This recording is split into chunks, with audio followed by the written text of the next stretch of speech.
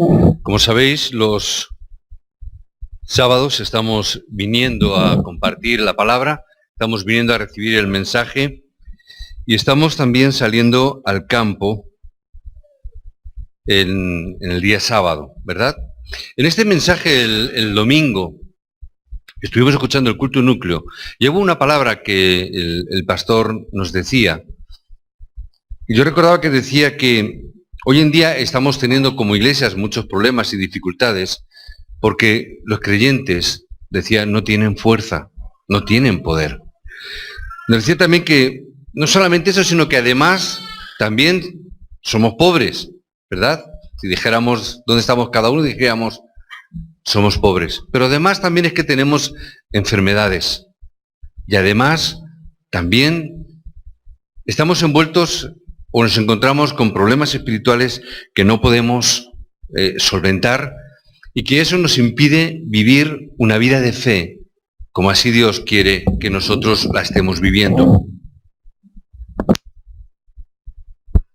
Por eso es tan importante que nosotros hoy, en este día, podamos estar entendiendo la importancia de comenzar de nuevo con los fundamentos de la fe. Que podamos seguir poniendo esos fundamentos en nuestra vida.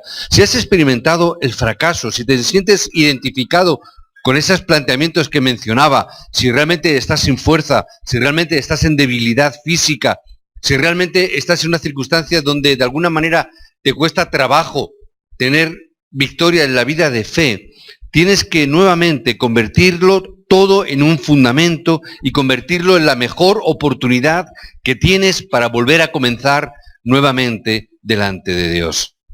Si realmente estamos así, estamos en el mejor momento para poder poner el fundamento importante. Y a pesar de que es posible que te hayas enfrentado a dificultades extremas en el pasado, comienza de nuevo en un principio en este momento. Puedes tener o tenemos la posibilidad de poder comenzar de nuevo. No importa lo que haya pasado en el pasado. El Señor nos da una palabra. Las viejas cosas pasaron. He aquí, el Señor hace nuevas todas las cosas. Por eso doy gracias de que estamos en un tiempo donde Dios está permitiéndonos poner un fundamento nuevo en nuestra vida. Amén. Estamos en ese tiempo importante, donde Dios llenará tus necesidades, tus incapacidades, tus debilidades. No importa cuán famosa una persona pueda llegar a ser, si esa persona no reconoce la soberanía de Dios, al final del tiempo, al final de los tiempos, esa persona se derrumbará. En última instancia, entender exactamente el propósito y a dudas. No importa lo que esa persona pueda llegar a hacer o cuán importante esa persona pueda creerse que es. Tengo que entender que el único método de Dios para todas las cosas es Jesucristo. Que no hay otro método, que no hay otro sistema, que sin raíces firmes en Cristo, el problema es que seguimos teniendo problemas espirituales.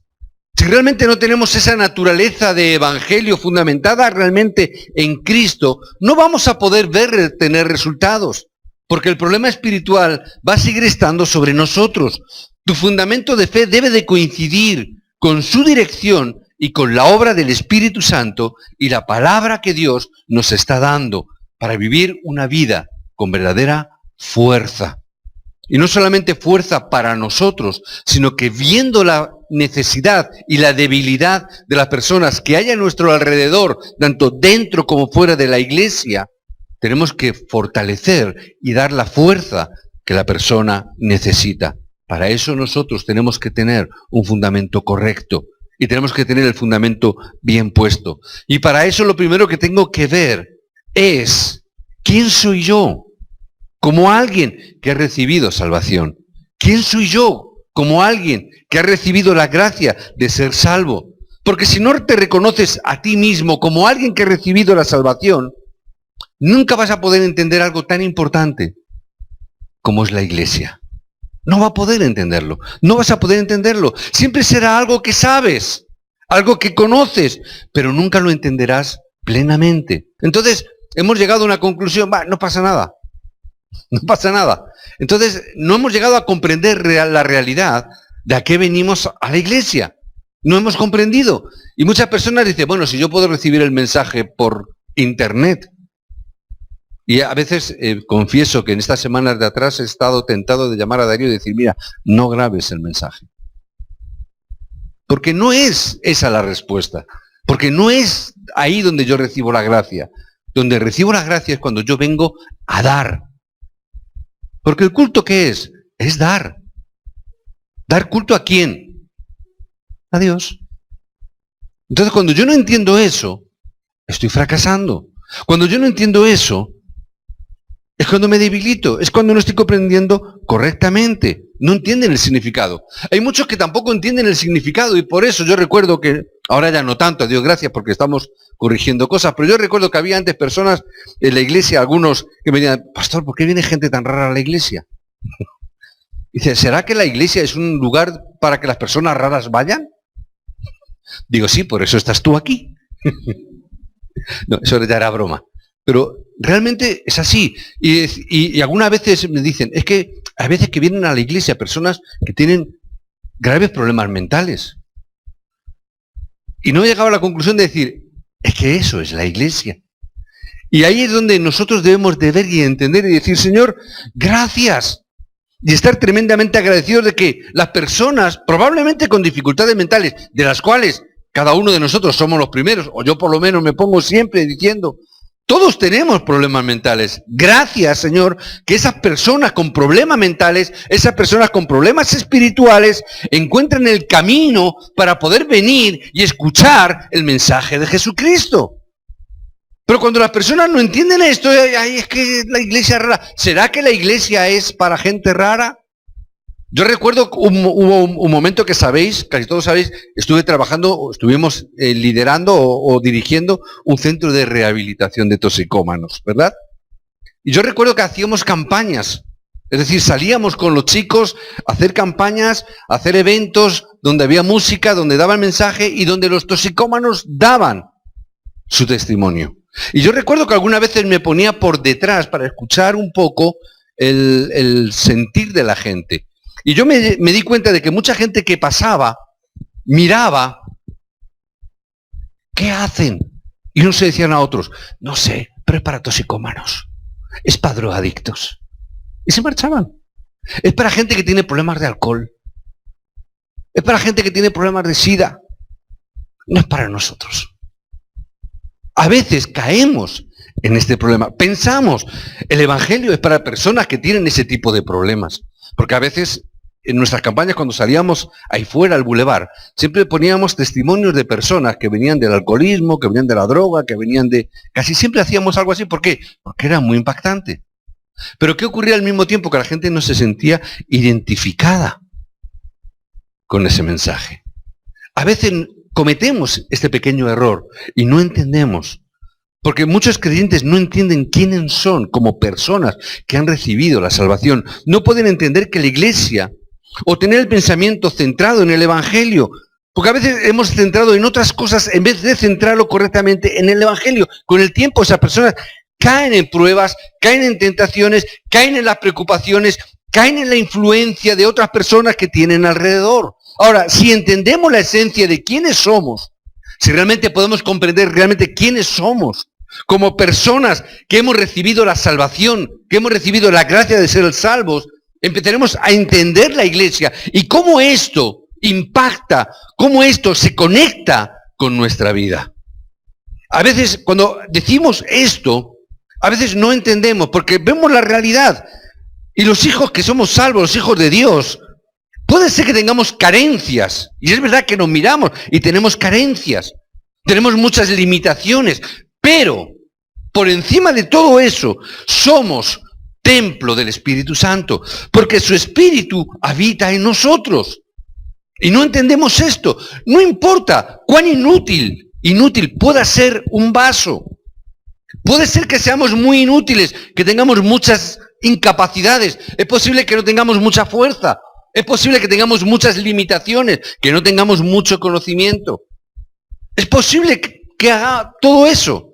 Pero si colocas oro en ese recipiente se convierte en un vaso de oro. Es por el contenido. No importa cuán agradable pueda ser una persona. Si no tiene este contenido, es como un recipiente que puede ser muy valioso. Pero si tú en ese recipiente pones basura, se convierte en un cubo de basura. ¿Sí o no? Hay cubos de basura que son tan bonitos, los ponen ahora así para reciclar de diferentes colores. Tú lo ves y dices, mira qué bonito. Por muy bonito que sea, tú lo abres, ¿qué tiene? Tiene basura. Simplemente es un cubo de basura. No importa cuán caro, que a veces lo son. No importa cuán precioso puedan ser un recipiente. Si está lleno de suciedad, se convierte en un contenedor de residuos. Es así. Por muy bonito que sea, por muchos colorines que tenga. Y antes, yo recuerdo, antiguamente se trataban de esconder para que no se vieran mucho. ¿Por qué? Porque no deja de ser un cubo de basura. No importa lo humilde o viejo que pueda ser un recipiente. Puede ser muy humilde, puede ser muy viejo, puede ser un arcón de madera, muy antiguo, muy viejo. Pero si está lleno de tesoros, se convierte en el cofre del tesoro. ¿Verdad? No importa lo viejo que sea, importa el contenido que tenga. No importa qué tal excelente pueda ser una persona. Si esa persona no recibe la gracia de la salvación, no puede llegar a ser nunca templo de Dios. Porque el Espíritu Santo nunca puede morar dentro de esa persona. Sin embargo, no importa cuántas carencias puedas tener, no importa cuántas limitaciones puedas tener, el Espíritu Santo de Dios mora en la persona que ha recibido la salvación. No importa cuántas carencias y necesidades tengas, el Espíritu Santo de Dios mora en ti. Porque eres templo de Dios. Sin conocer estas bendiciones del creyente salvo, entenderás mal el Evangelio. Entenderás mal la evangelización también. Por el contrario, si entiendes el estado de haber recibido la salvación, podrás ver que todo y todas las cosas de una perspectiva totalmente diferente. Por eso es tan importante que entendamos, somos hijos salvos de Dios. ¿Qué implica eso? Implica el texto que tenemos para el mensaje de hoy, 1 Corintios 3:16. Todos lo conocemos, yo creo. Todos lo tenemos. ¿Cuál es el mensaje? ¿No sabéis que sois templo de Dios? ¿Que el Espíritu Santo, que el Espíritu de Dios mora en vosotros? Esta palabra tan sencilla, tan breve que Pablo escribe a la iglesia de Corinto, está dándoles algo muy importante. Están explicando el estatus de alguien que ha recibido la salvación. Le está diciendo, ese es tu estatus, ese es tu nivel, ese es tu lugar. Eso es algo que nadie del mundo puede recibir si no es a través de la salvación. Una persona, por muy inteligente, por muy válida, por muy agradable que sea físicamente o en su trato social, por mucho que quiera ser, nunca podrá alcanzar este estatus de ser templo del Espíritu de Dios. Decir que uno ha recibido la salvación significa que él o ella se ha convertido en hijo o hija de Dios. Significa que te has convertido ahora por gracia en hijo de Dios. Esa es una gran bendición.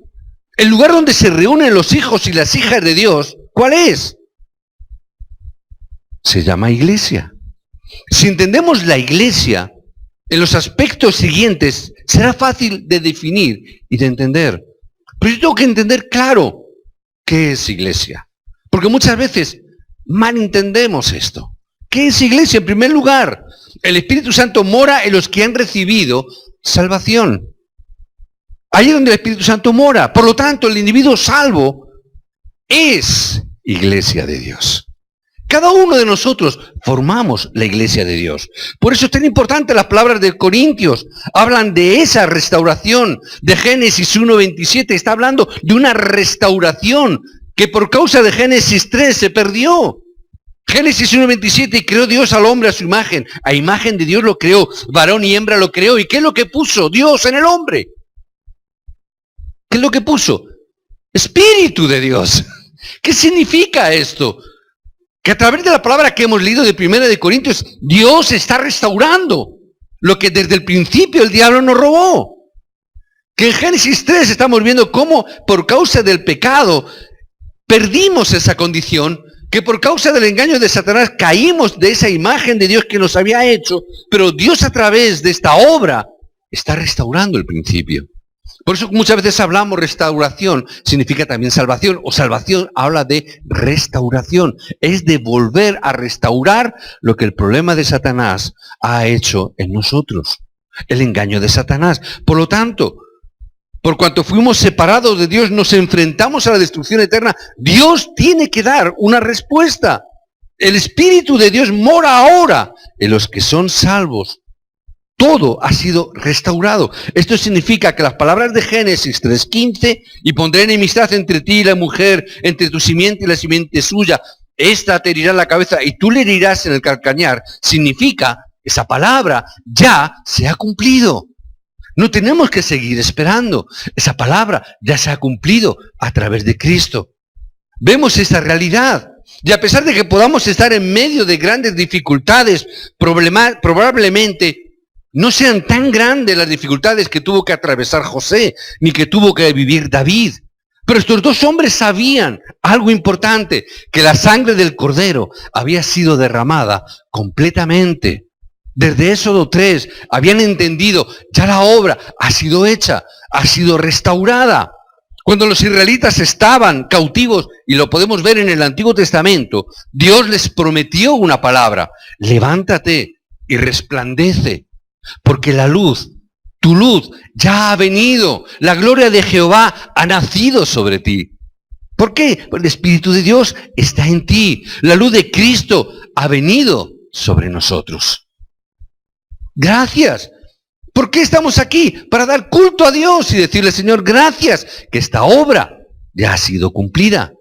La gente que vive en la incredulidad, que vive en las preocupaciones, olvida las bendiciones asombrosas en sus vidas diarias. Creyentes viven sufriendo porque han perdido esta bendición, porque han perdido la fuerza de saber quiénes son.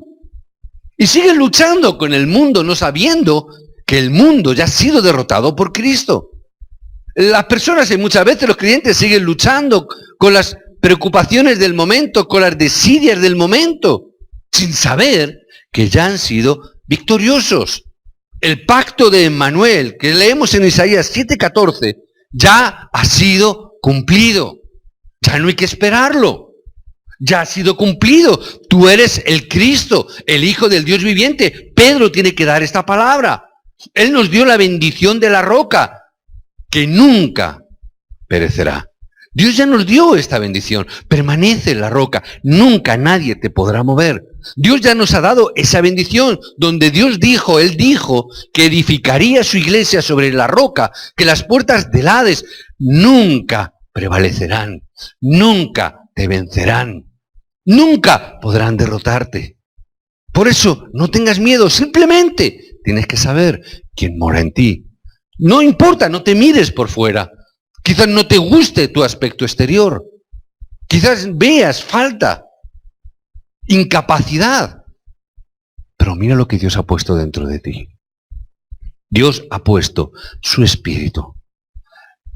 Por eso es tan importante que podamos ver. Y cuando estas personas que entendemos esto se reúnen, el lugar donde se reúnen, hay salvación.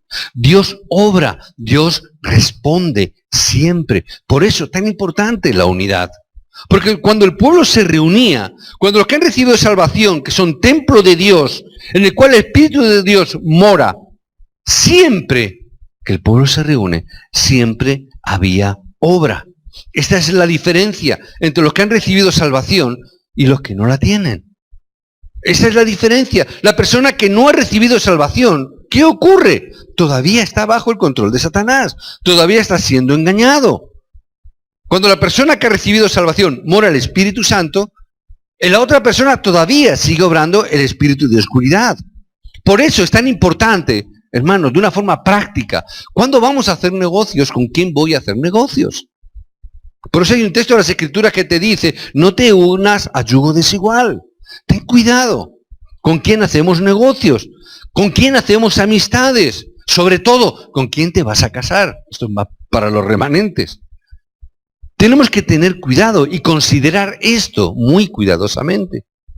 ¿Por qué? Porque la persona que no es salva, ¿quién controla su vida? La está controlando Satanás. ¿Cómo puede andar la luz y las tinieblas juntas? Es muy complicado eso. Es muy difícil poder convivir eso. Por eso siempre antes tenemos que orar mucho y recibir la guía y la dirección del Espíritu Santo. Tan importante es esto. Por eso donde nos reunimos, el lugar donde los creyentes, los salvos se reúnen, donde los hijos de Dios nos reunimos, lo llamamos iglesia. Es el lugar donde los hijos de Dios, los salvos, se reúnen. Cuando hay esa unidad y esa unión, el poder de la oración unida, se pueden ver los milagros que surgen. Podemos ver que cuando el pueblo se une y cuando el pueblo ora, siendo uno, siempre hubo milagros. Mirad en Éxodo 6. Veis que cuando eran uno, hubo grandes milagros. La palabra de Josué 3 registra la división del río Jordán. ¿Cuándo? Cuando el pueblo a una va a penetrar en la tierra prometida. En Josué 6 cayeron los muros de Jericó. ¿Cuándo? Cuando estaban todos juntos, unánimes. Siempre que estaban juntos, unánimes, ocurrieron obras. ¿Cuál era el núcleo de la iglesia primitiva? Era el núcleo donde la reunión de los que habían recibido la salvación se juntaban. ¿Para qué? Para escuchar la palabra, para orar y para compartir el pan. Y siempre dice que se juntaban, siempre Dios añade a su iglesia a los que han de ser salvos. ¿Cuál es la obra del diablo? Siempre es la división, siempre es romper, siempre es separar, siempre es dividir. ¿Por qué? Porque sabe que cuando el pueblo de Dios está junto, unánime, unido, Dios siempre obra poderosamente. Siempre. Pero ¿cómo nos debilita? Separando, dividiendo. Es la obra satánica, realmente diabólica, que el diablo está haciendo.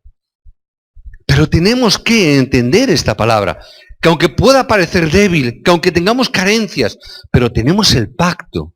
Si tenemos la gracia, si el Espíritu de Dios mora en nosotros, las puertas asombrosas, milagrosas, se abrirán por causa del Evangelio. No importa lo que pase. Estemos juntos. ¿Qué pasaría si la iglesia estuviera llena de personas de un alto nivel? Personas importantes. ¿Qué pasaría si la iglesia fuese una iglesia llena de diputados, por ejemplo? De políticos importantes. ¿Qué pasaría? Si viniesen gente con empresarios muy importantes. Imagínate el de la Samsung, el Florentino Pérez, ACS. Viniese aquí. ¿Qué pasaría? La iglesia seguro que se llenaría. Seguro. Porque cuando viene alguien importante, toda la gente va. Pero no sería por causa del Evangelio. No sería por causa de la palabra. Por eso Dios quiere impedir esto. Y Dios quiere utilizar personas sencillas, simples, para dar el Evangelio. Cuando Cristo vino a la tierra, cuando Jesús vino a la tierra, no se acercó a los más inteligentes ni a los más poderosos. ¿Verdad? ¿Por qué? Porque sabía que si se iba a los fariseos o se iba a estas personas importantes, sabía que la gente iría. Pero iría por a ver qué sacaban de provecho. A ver qué nos dan, a ver si me dan trabajo, a ver si me dan economía, a ver si me ofrendan. A ver si me dan un puesto, una colocación. Pero no por causa del Evangelio. Tenemos que unirnos por causa de Cristo. Los hijos salvos, llenos del Espíritu Santo. Templo del Espíritu Santo. El tercer aspecto que tenemos que ver, el campo donde el creyente salvo va, ese campo también es la iglesia. Por eso la llamamos iglesia regional, que es la iglesia en el campo. ¿Por qué? Porque Dios trabajó en el campo donde estaba José. No trabajó en la casa, trabajó en el campo donde José estuvo. Ahí está la iglesia. Dios trabajó en el campo donde Daniel oró, en Daniel 6, donde estaba orando. Ahí estaba. El lugar donde el creyente salvo es quien el Espíritu Santo de Dios mora. Realmente es el camino y el lugar donde se tiene que hacer la evangelización. Ahí puede el enfermo hallar sanidad. Las personas con problemas espirituales encuentran la solución. Los problemas serios se derrumban. Ahí es donde los milagros ocurren. Muchas veces he dicho, pensamos que los milagros deben de ocurrir en la iglesia. Y digo siempre, los milagros deben de ocurrir en el campo, que es donde las personas con problemas están. Ahí es donde deben de ocurrir los milagros. Por eso tenemos que ver siempre la dirección del campo. Por eso no importa si hasta hoy hemos fracasado. No importa si hasta hoy no hemos hecho las cosas bien. Dios nos da la oportunidad de comenzar de nuevo. Dios nos está dando la oportunidad de poner nuevamente las bases. Dios nos permite nuevamente poder reunirnos y decir, Señor, queremos empezar de nuevo. No importa el pasado, no importa el fracaso. Simplemente tenemos que comprender el Evangelio. Tenemos que comprender dónde está el corazón de Dios y hacia dónde nos dirigimos. Tenemos que ver la dirección nuevamente. No importa el fracaso. Si tu negocio falla, no estés trastornado por ello. Comprende que el plan de Dios para tu vida es excelente. No te preocupes si está fallando. Simplemente comprende. Dios quiere que yo tenga un nuevo comienzo. No te preocupes si hay cosas que no están funcionando. Dios quiere que cambies y que empieces de nuevo. ¿Hay algo que está mal? Quítalo. Empieza de nuevo. No te preocupes. Gracias a Dios que Dios es el Dios de las segundas, terceras, cuartas, quintas oportunidades. Las que sean o las que hagan falta para que el plan de Dios se esté cumpliendo en tu vida. No importa las veces que tengamos que comenzar de nuevo. No importa. Ahora nuevamente mi esposo y yo estamos casi diciendo comenzamos otra vez casi de nuevo. Y otra vez. Y yo me veo y comparto como testimonio y como experiencia. Los sábados estamos viviendo a las 9 de la mañana, ¿verdad? Y, claro, yo me siento y veo todos los remanentes a mi alrededor. Y a veces me preguntaba yo al principio, ¿qué hago yo aquí? ¿Qué hago yo aquí? Y yo los miraba. Son todos remanentes. ¿Qué hago yo aquí? Puede pensar eso. A veces me viene este pensamiento, ¿qué hago yo aquí? Y además dice, y a veces, sí, y luego viene esa vocecita que viene y dice, pero tú eres el pastor. ¿Y qué hace un remanente presidiendo? ¿Y qué hace un remanente ahora? Y yo aquí sentado. Y me viene, pero tú eres el pastor. Y yo digo, no, estamos empezando de nuevo. ¿Cómo hay que empezar? Como remanentes. Hay que empezar como remanentes. Hay que tener la fe de un niño. Hace unos meses el seminarista predicaba esto. Hay que tener la fe de un niño. Porque el pensamiento de un niño es así. No importa, no pasa nada. Hay que empezar de nuevo. Niño no tiene vergüenza. Hace cosas, no tiene vergüenza. Hay que comenzar como un niño, como un remanente. Y yo me veía ahí y digo, Señor, estamos comenzando de nuevo. Esta tarde a las 3 nos vamos a quedar también. Y me miro y digo, con los remanentes, ¿qué hago yo con todos los remanentes si son todos diferencia de edad? Me estoy refiriendo, ¿verdad? Diferente de edad. Un poco extraño. ¿Pero qué significa? Comenzar de nuevo. No importa las veces que haya que empezar, hay que comenzar de nuevo. El creyente salvo es la iglesia, es templo de Dios. No importa, el Espíritu de Dios está en ti. Está en ti, no pasa nada. Hay mucha gente que piensa, si vinieran gente con dinero, con personas con recursos, iría mucho mejor la iglesia. ¿Quién piensa eso? Si viniesen gente con economía solventes, tenemos este pensamiento. Pero eso es simplemente nuestro pensamiento humano. Es simplemente nuestro pensamiento racional, humano, que pensamos, si viene alguien con dinero, si ofrendara a alguien.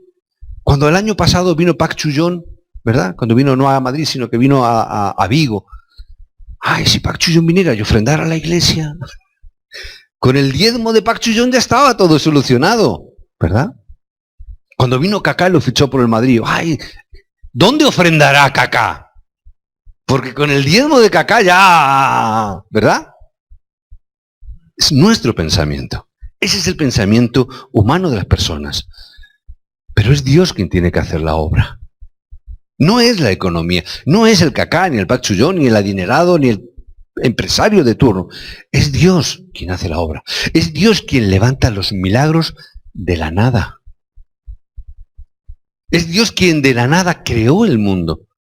Es Dios quien de la nada va a levantar todas las cosas. Dios conquistó el mundo llamando a la gente que no tenía nada que ofrecer. Amén. Dios llamó al mundo a personas que no tenían esas grandes capacidades. Y yo muchas veces miro a Moisés. Moisés. Todos conocemos la historia de Moisés. Moisés, hijo de Faraón, adoptado, pero ahí estaba. Educado en la mejor escuela del momento, con la mayor cultura de todo el mundo en aquel entonces, con la mayor influencia que pudiera tener un ser humano. Moisés estaba ahí y era joven, pero Dios no le llamó en ese momento. ¿Cuándo le llamó? Cuando no tenía nada y cuando era viejo. Viejo decimos nosotros. Con 80 años, fíjate la que lió. Con 80 años. Llegó al pueblo, sacó de Egipto y lo llevó hasta la tierra prometida. Con 80 años lidió con cerca de 3 millones de personas. Se dice pronto. Tienes que tener muchas canas para lidiar con 3 millones de personas. No podemos ni con 300, ni con 30 veces. Pastores con iglesias de 30 miembros se vuelven locos. Tú dices 3 millones de personas. Pero Dios le llamó en ese momento. Dios no trajo a los fariseos al arrepentimiento. Dios no llamó y trabajó con los fariseos, sino que llamó a pescadores para cumplir su palabra. Simples, sencillos, bruscos quizás, toscos en sus formas, poco hábiles en la palabra y en la dialéctica. Pero Dios llamó a esas personas y dijo, yo os haré. Es decir, es la obra de Dios. No esperemos otra cosa. No esperemos esos milagros de que venga un ángel y que venga con dinero. No esperemos que venga un portentado millonario y diga, bueno, me habéis caído bien, sois guapos todos, os voy a dar. No creo que Dios obre así. Puede ocurrir porque Dios es poderoso, puede hacer lo que le dé la gana. Pero no es así como Dios nos está diciendo que obra. Yo os haré pescadores de almas. No significa tampoco que debamos de ser pobres e incultos. No significa que si viene una persona inteligente le digamos, no, tú no puedes venir porque eres demasiado inteligente. No estoy diciendo eso. Lo que estoy diciendo es que no debemos de confundirnos poniendo nuestra confianza y nuestra arrogancia en las cosas del mundo. Que no pongamos nuestra confianza en nuestro corazón en ese tipo de cosas. Que no nos movamos por las cosas físicas. Que no pongamos nuestra confianza en las personas. Que las pongamos en aquel que nos ha puesto y nos ha hecho templo de Dios. Que nos ha dado al Espíritu de Dios. En Él es en el que tenemos que estar poniendo nuestra confianza. Porque llegará un momento donde vendrá el kairos de Dios, el horario de Dios, donde se cumplirá completamente en las vidas de los creyentes que son templo de Dios, que tienen la obra del Espíritu Santo dentro de las personas. Y lo que parece un fracaso, realmente no es un verdadero fracaso para los hijos de Dios, porque están en Cristo. Y aquellos que están en Cristo nunca, jamás puede considerarse un fracasado. Jamás. Ayer mi esposa, creo, ayer o el viernes compartía, que no recuerdo cómo ni cuándo, en una reunión se recordó la película, habéis visto la de la Pasión de Cristo de Mel Gibson, ¿verdad? La que dirige Mel Gibson, esa que es tan violenta, con tanta sangre. Cuando Jesús está muriendo en la cruz, está colgado. ¿Recordáis la imagen de Satanás, ese ser con el pelo blanco, y está alrededor de la cruz, y le mira y se ríe, se frota las manos como diciendo, te he vencido, te he vencido. Mira, estás muriendo, pero al final he conseguido destruirte, al final he conseguido entregarte, matarte. Y el pensamiento de Satanás está ahí, regocijándose, porque está viendo, ¡ay, he podido contigo! He podido contigo. Es la imagen que tenía, ¿verdad? Mi esposa me compartía eso, estaba ahí mirando. Así Satanás muchas veces está alrededor nuestro pensando, te he derrotado. Eres un fracasado, te he derrotado, te he vencido. Y miramos a nuestro alrededor y a veces podemos decir, parece que sí, ¿verdad? La imagen es que parece que sí. Si miras a Jesús en la cruz, todos, incluso los discípulos, ¿qué pensaron? Todo acabó, está muerto. Los discípulos se marcharon. Pensaron, ya todo acabado. Hemos fracasado. A veces podemos llegar a esa conclusión. Parece. La imagen es similar a. Pero para un hijo de Dios, que es salvo, que tiene y que es templo del Espíritu Santo, que está en Cristo, jamás, nunca, eso es un verdadero fracaso. Precisamente la muerte de Cristo fue la victoria. Amén. Precisamente cuando pensaba que lo había destruido, cuando había destruido al Hijo de Dios, cuando pensaba que había destruido a Jesucristo, precisamente la muerte de Cristo es la victoria. Por eso muchas veces nuestro propio fracaso, nuestra propia autodestrucción a veces, aunque pueda parecer que es eso, en realidad es la victoria de Cristo en nuestra vida. Ahí es donde tenemos que aferrarnos. Aunque ocurren cosas en nuestra vida, es cierto que ocurren cosas. Cuando Aquila y Priscila fueron desterrados de Roma y les echaron fuera a Corinto, parecía que habían un fracaso, había un freno. Pero si nosotros hemos ido a Roma, ¿por qué tenemos que volvernos a Corinto? Pero Corinto se convirtió en el mayor campo de bendiciones de su historia. Lo que parecía para el mundo un fracaso, para la obra de Dios fue el éxito. Porque donde tú vayas, porque donde un hijo de Dios vaya, donde un hijo de Dios esté proclamando el Evangelio de Cristo, eso es iglesia. Y la palabra que Dios nos ha dado es que esa iglesia está edificada en una roca y que esa iglesia, las puertas del Hades nunca prevalecerán, nunca te podrán derribar. No importa dónde estés, nunca te derribarán. Aunque lo parezca, aunque tengamos esa imagen, no importa. Ese es el campo de las bendiciones para tu vida. No te preocupes. ¿Qué tienes que ir al hospital? No pasa nada, Manuel. Al hospital no pasa nada. Ese es el lugar del campo donde Dios nos ha puesto. Ahí es donde la gloria de Dios va a establecerse. Ahí es donde la iglesia se establece. Ahí es donde la obra de oscuridad retrocede, porque un hijo de Dios, templo del Espíritu Santo, está. Y eso es iglesia. Uno solo, también. No importa si estás solo. 2, mejor. 3, muchísimo mejor. Pero 2 o más, allí estoy yo. Allí está la iglesia. Iglesia no es estas 4 paredes. Iglesia no es esto. El santuario no es esto. Esto es simplemente, las 4 paredes, simplemente es el santuario de la iglesia. Es el lugar donde la iglesia se congrega. Este es el edificio donde la iglesia aposento alto se reúne. Pero esto, las 4 paredes, no es la iglesia aposento alto. Simplemente donde la iglesia nos reunimos. Este es el lugar, el santuario, el salón de cultos, donde la iglesia aposento alto se congrega. La iglesia somos nosotros. Por eso, no tengamos otro pensamiento sino que el que debemos de tener. La presencia de Dios en nuestra vida. Al final, la iglesia es el lugar donde vamos a ir todos cuando muramos, porque la iglesia está también en el reino de los cielos. Amén. Porque la iglesia es el lugar donde los creyentes salvos, en última instancia, nos reuniremos en la presencia de Dios. Donde todos los hijos de Dios, todos los templos del Espíritu Santo, llenos del Espíritu Santo, salvos, vamos a estar juntos. Es lo que hoy Filipenses nos enseñaba también Pablo a través de Filipenses 3, establece que vivimos con la ciudadanía del cielo mientras vivimos en la tierra. Nuestro destino es el cielo, pero mientras tanto tenemos la ciudadanía del reino de los cielos. Es ahí donde tenemos que disfrutar y ahí donde tenemos que gozar.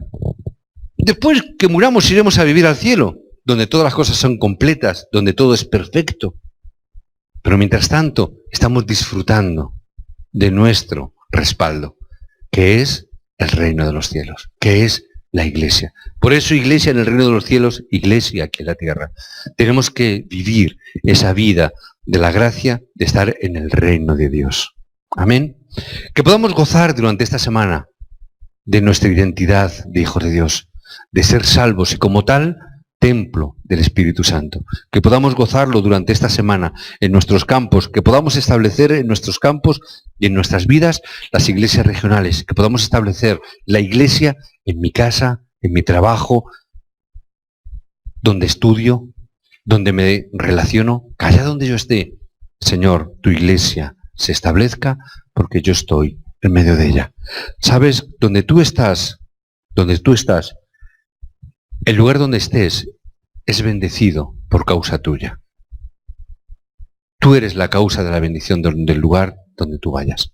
Por eso en ese lugar establece el reino de Dios y que la iglesia se establezca. Amén. Oramos en el nombre de Jesucristo, Señor, para que podamos, Señor, ser conscientes de esta obra del Espíritu Santo en cada uno de nosotros. Padre, que siendo templo de Dios mismo, Señor, siendo realmente receptáculos o recipientes, Señor, incapaces, sucios quizás, inválidos, en el sentido de que no tenemos valor, Señor, tú has puesto algo tan precioso como es la obra del Espíritu Santo. Tú, Señor, nos has hecho templo del Dios vivo. Gracias, Padre, por esta esencia, por cuanto si el Dios vivo está en nosotros, la obra de Dios también fluirá de nosotros. Señor, que tu obrar en nuestras vidas sea manifestado en esta semana. Que tú levantes, Señor, a los líderes, a los obreros de esta semana, manifestando la obra de Dios y del Espíritu Santo en sus vidas. Que sean testigos y puedan gozar de Emmanuel durante 24 horas de los 6 días de la semana hasta que el domingo podamos volver a congregarnos nuevamente. Oramos en el nombre de Jesucristo.